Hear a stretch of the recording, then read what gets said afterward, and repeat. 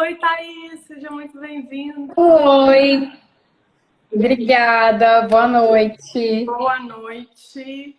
Vocês estão me ouvindo bem? Sim, a gente está te ouvindo bem, te vendo bem. Muito obrigada pela sua presença. Na hora que Perfeito. eu perguntei para a Thaís se ela poderia falar um pouquinho para a gente como que foi a experiência dela, as dificuldades que ela tinha, porque às vezes eu falo das minhas dificuldades, Thaís, eu acho que o pessoal fala assim, ela já tem doutorado, já é professora universitária, será que realmente ela tinha essas Sim, dificuldades, essas dúvidas? Aí eu tô trazendo a galera que tá fresquinha aí, acabou de entrar e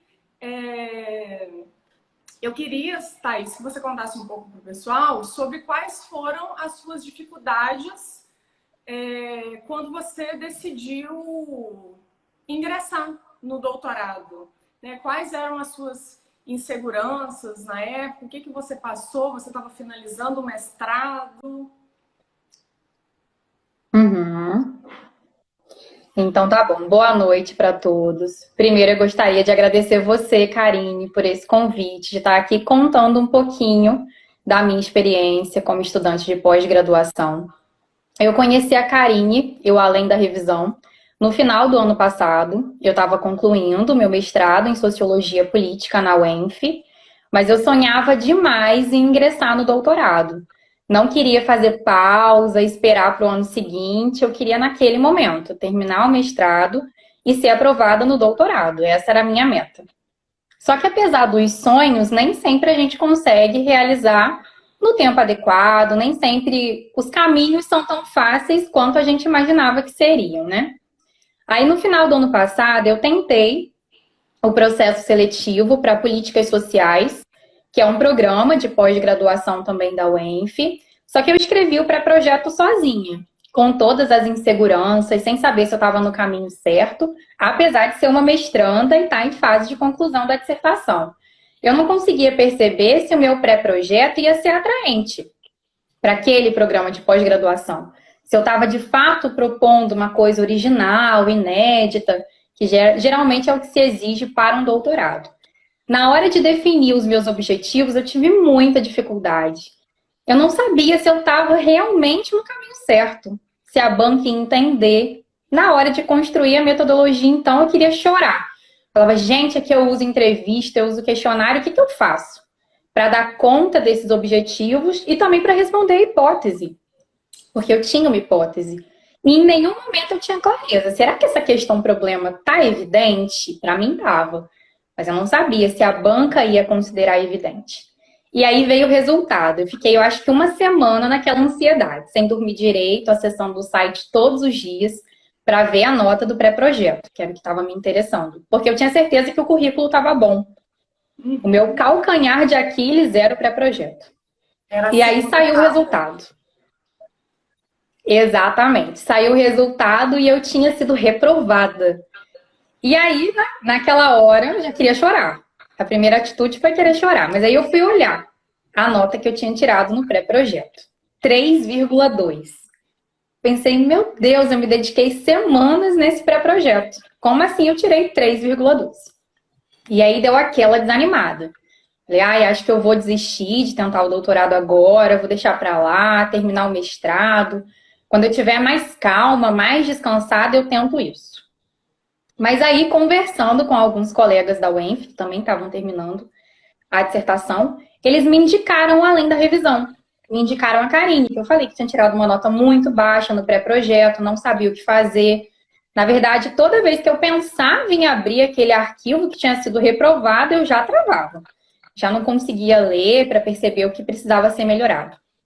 Foi aí que eu procurei a Karine, contratei o serviço de mentoria para ela me auxiliar na construção do pré-projeto todo, para estruturar tudo novamente. Eu sabia o tema, mas eu acho que eu falei coisas demais naquele pré-projeto. Eu atirei para todos os lados, achando que assim eu ia ser aprovada. E aí E a é Karine me engraçado, auxiliou a você delimitar melhor.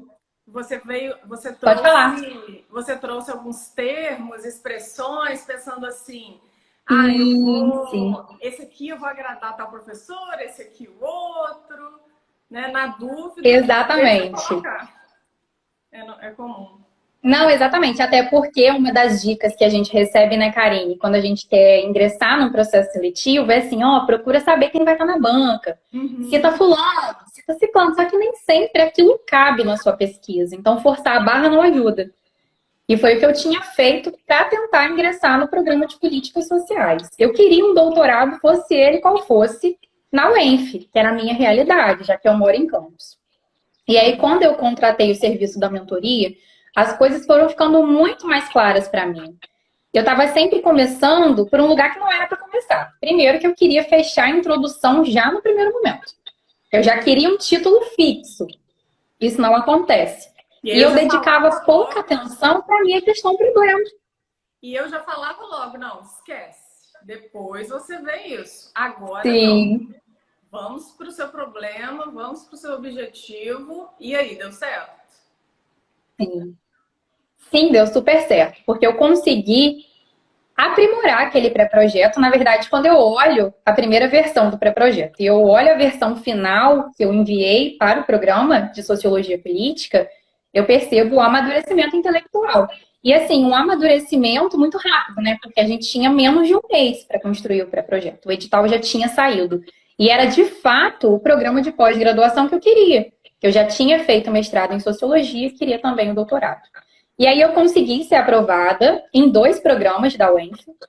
Eu consegui ser aprovada no programa de pós-graduação em Sociologia e fui aprovada também no programa de Cognição e Linguagem. Nossa, Olha, para quem alegria tinha, total. para quem tinha ficado com 3 Pois é, para quem questões, tinha sido reprovada, que não né? tinha Fui aprovada depois em 2 competência, que programas. não era para você. Sim, pois é. E eu pensei isso de verdade. Quando eu vi aquele 3,2, eu pensei assim, nossa, eu entrei no mestrado por sorte. Não vou tentar o doutorado, não, porque eu acho que não é para mim.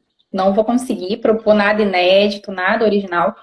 E aí a insegurança foi passando, porque quando você recebe um arquivo que tem alguém lendo, é muito diferente.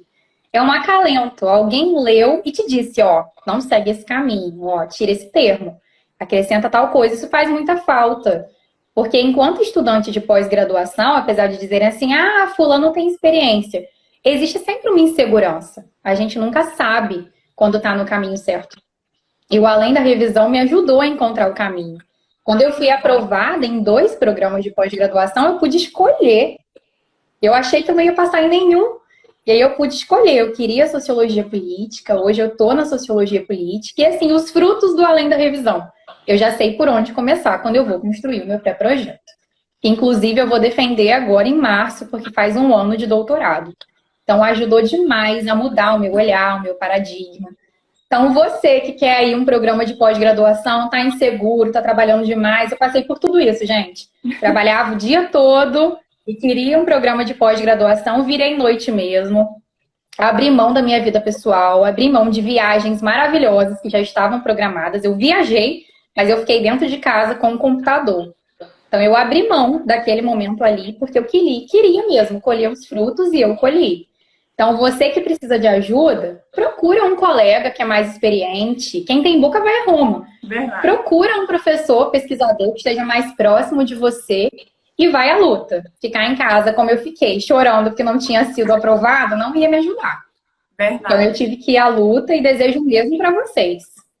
Obrigada, Thaís. E o diferencial da Thaís é que Nada. ela enviava os textos, enviava vídeo, enviava e-book, enviava áudio, ela lia tudo, ela estudava, ela procurava outros textos. Então eu via que ela é uma pesquisadora nata, que ela tem um perfil de pesquisadora, né? Então a gente não faz milagre aqui.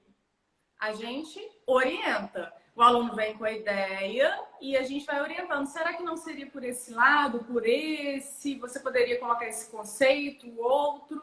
E como ela mesma falou, às vezes você trocando o texto com outro colega, né, o pré-projeto com outro colega mais experiente, com o professor, ele consegue te dar esse feedback durante o mestrado, inclusive, para você chegar com um amadurecimento para conseguir construir o pré-projeto de doutorado, por exemplo. Ou na graduação, você pode se inscrever como aluno especial no programa programa de mestrado, pode participar de grupos de pesquisa. Você que quer seguir a carreira acadêmica, vale muito a pena conversar com outros professores que já estão ali na área. Não fiquem com medo, com receio, porque os professores, todo mundo já passou por isso. Eu já passei por isso. Então, quando um aluno chega até a gente e fala, é o meu sonho, eu quero muito, deixa eu mostrar, né, o meu trabalho. É óbvio que a gente vai querer, né, esse aluno perto da gente.